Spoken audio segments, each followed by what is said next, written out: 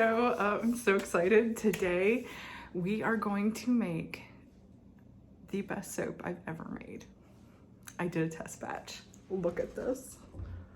Oh my goodness. It smells divine. I have to chop them into bars. I'll do that on video. I'll show you my soap cutter.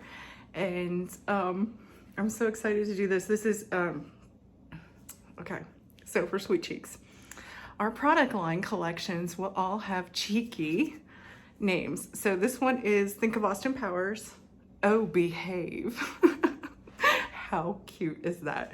So this is truly a family business. My daughter and I have worked up some names. Like, I'm not gonna give away the whole collection, the series that's coming up and things, but one of them is gonna involve piggies. So it's gonna be Dirty Piggy. So they're all gonna be like cheeky names. So I'm so excited to do that and share these upcoming collections. Stay tuned. But for now, let's make this gorgeous oatmeal and honey soap.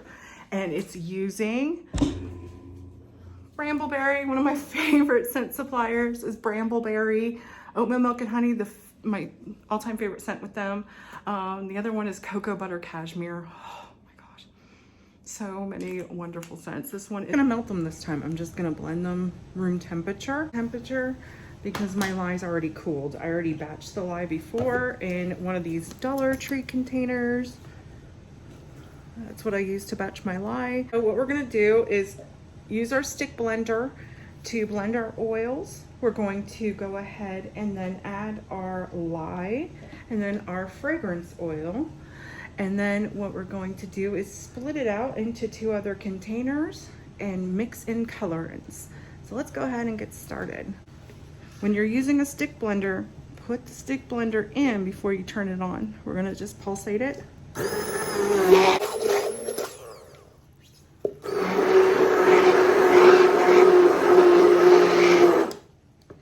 don't think you can really over blend the oils at this point because the lye is not activating it. However, this is it. It's fully emulsified and mixed in together.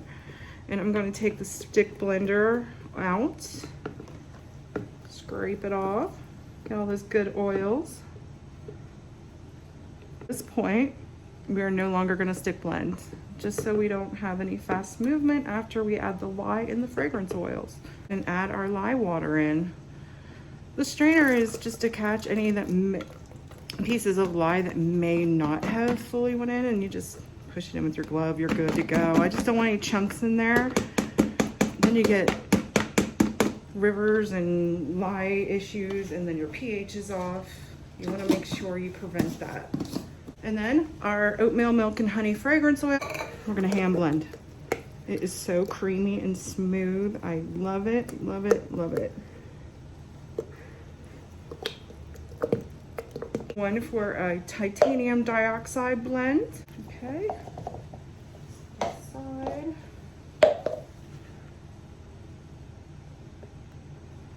Then we're doing another blend color of yellow. Titanium dioxide is a stark white. It takes it from this creamy color to a bright white. Next, we are going to mix a blend of, this is just a little bit of oil, and then a blend of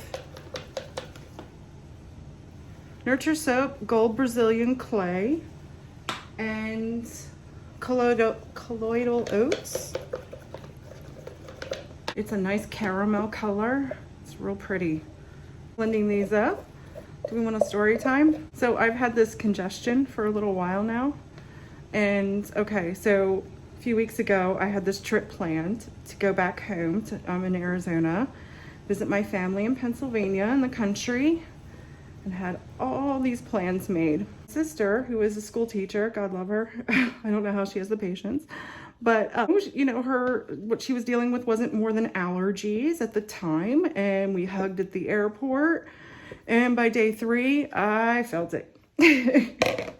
I thought it was COVID. It was not. I had to cancel my plans, and one of my plans was to celebrate my 150-pound milestone. That's 150 pounds off. and run the rocky stairs. So I have been training, I've been doing the stair climber, I have been running, and the congestion got me. I had to cancel it all. The fever had broke, and by the time I was ready to almost go home, I didn't get to do too much, but I got to do what I came there to do, which was spend some quality time with my siblings and my parents. And we made some wonderful memories, even sick. However, we're gonna take the next one and we're gonna mix. My titanium dioxide comes from Nurture Soap again, and it mixes well with water to add to soap. So I have a little bit of distilled water that why we do this, why we disperse it into our blend, is because it is to prevent chunks. I have a test and it was negative, so it wasn't that. And see how it's turning creamy white? Okay, so it got better. But my mom, I was a little worried when I got on the plane. 2 days after I left, my mom was in the hospital with pneumonia. And it turned out that she had what's called human metavirus. So I went to see the doctor, got an antibiotic. I just sound funny. I have full energy. I actually just ran this morning. Oh, and this is a little bit of oil dispersed with mica. It's a brambleberry yellow color. The label rubbed off. I don't know what color that is anymore, but it's a pretty yellow. I wanted it to match the daisies at the top. I'm gonna do something that I usually do not try to do, which is put the mica directly in, because I think it just needs a little more pop of yellow. That yellow, much, much better. It's a little bolder. Amazon mold, 2 for $20, I believe it is. I have it linked to my favorites. We're gonna start with the main batch, and we're gonna just pour a layer. Oh, it's so creamy. Okay, now we're gonna just start layering. Just go in and swirl. There's their white. Let's go ahead and add some more of this. Oh, that is so pretty. This is what's called in the mold swirl, like drop swirl, because we're dropping it from higher above a little bit. Low.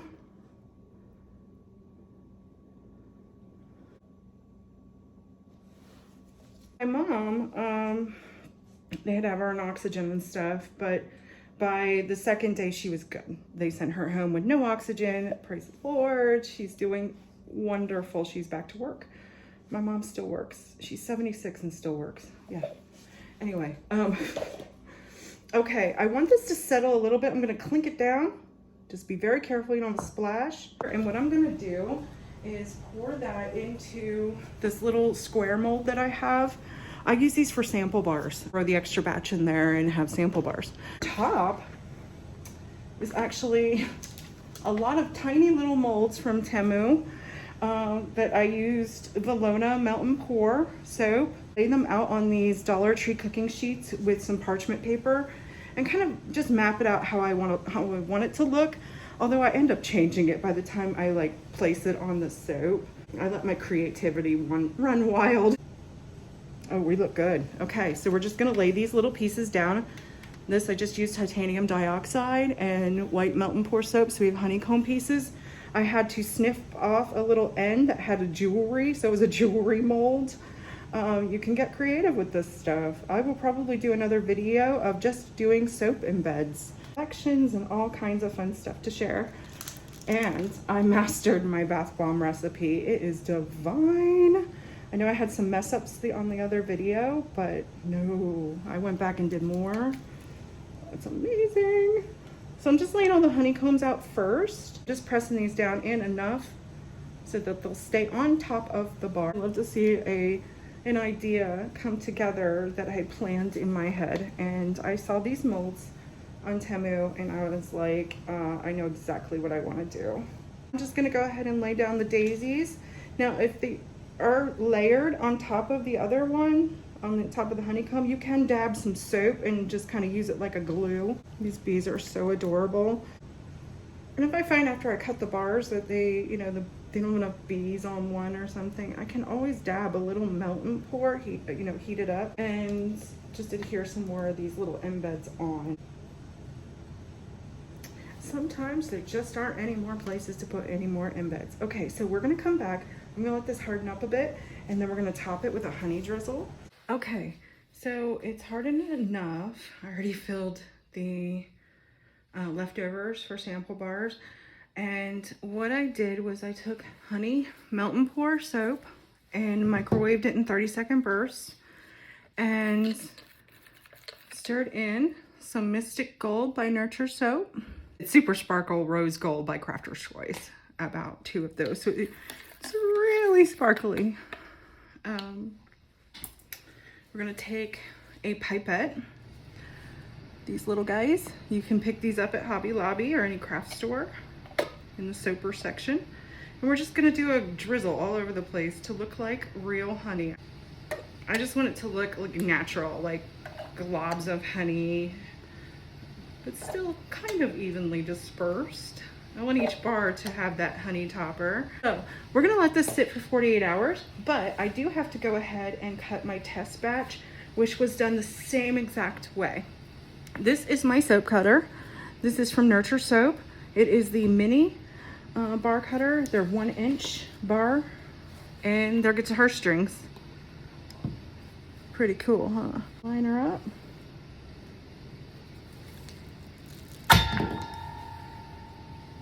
I always leave enough for an end because that's always kind of messy, and that's good for samples as well. But here we go. Oh my gosh, I love it. Look at that. And it's got the colloidal oatmeal little flecks in there, and oh my gosh, I'll just clean her up, which I like to just run the edge of my finger, you know, it's glove. 4 to 6 weeks to cure to make these into a really hard bar. Let's see it again. Ah, I just love it. I love it. I love it. I love it. It smells so good. Okay, I like to be fully transparent. You know, the struggles, the ups, the highs, the lows of the business. I ordered, and this is exactly what I wanted, and it works fine, but I don't like the look of it. The soap stamp. And I think you're not supposed to use a hammer. I used a hammer to stamp it. What you do, I like to put plastic wrap. I'm out, so I use some Ziploc bags and just put that down. When you pound it, well, I broke the little handle off, but I'm not liking the look. So I'm just gonna leave them go unstamped and clean them up. Any of these trimmings, I do save them. I can use them to melt down for liquid bubble bath. I can use them in another batch as confetti soap. It's great for birthday soap. A lot of uses, no waste. Oh, behave soap. Thanks for watching.